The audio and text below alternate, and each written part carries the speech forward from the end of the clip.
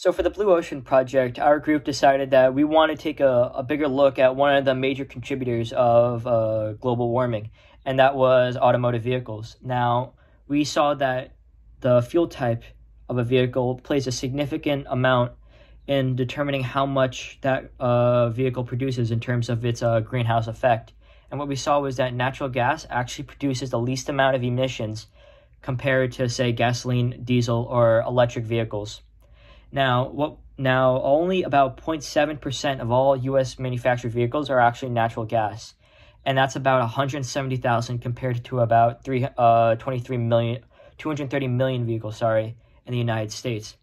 So we also saw from the U.S. Department of Energy was that they took a stronger look into this, and they found that liquefied natural gas, that is natural gas produced in a more concentrated form, was actually able to produce similar ranges in a vehicle compared to gasoline, meaning that a vehicle could produce approximately 6 to 11% less emissions for the same range, which is much more than any other fuel type can do compared to gasoline.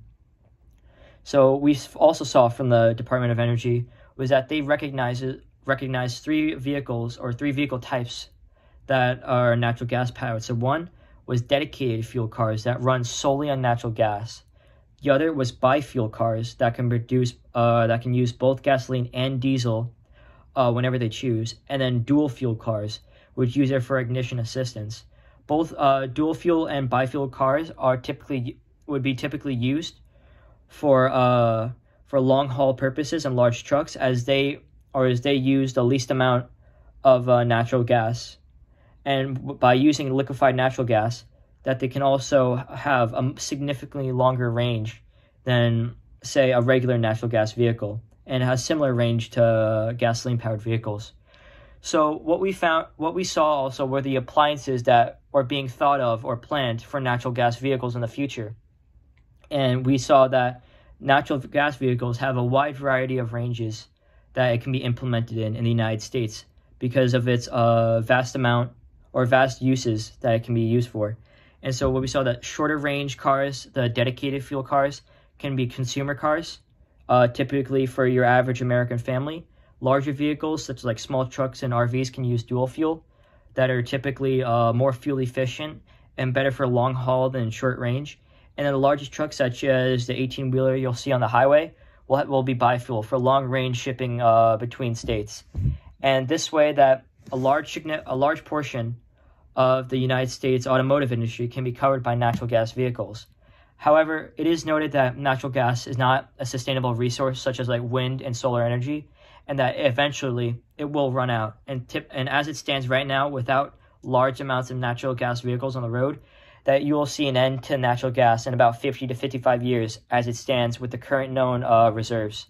And so what that means is that these vehicles will most likely be reserved for only the most populated countries that you see around the world, not just the United States.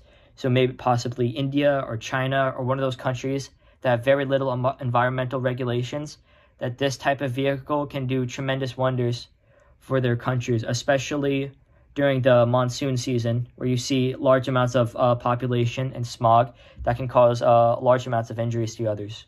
Hi, my name is Manav Gupta, and I'm going to be talking about some of the benefits of using natural gas. For example, it contains significantly less emissions than gasoline and even diesel. It is also more abundant and efficient, which would ultimately decrease the cost. Natural gas is a reliable source of fuel and can be a long-term viable alternative. Overall, it is beneficial to the environment as it contains less toxic chemicals. We hope you enjoy our idea, and thank you for your time.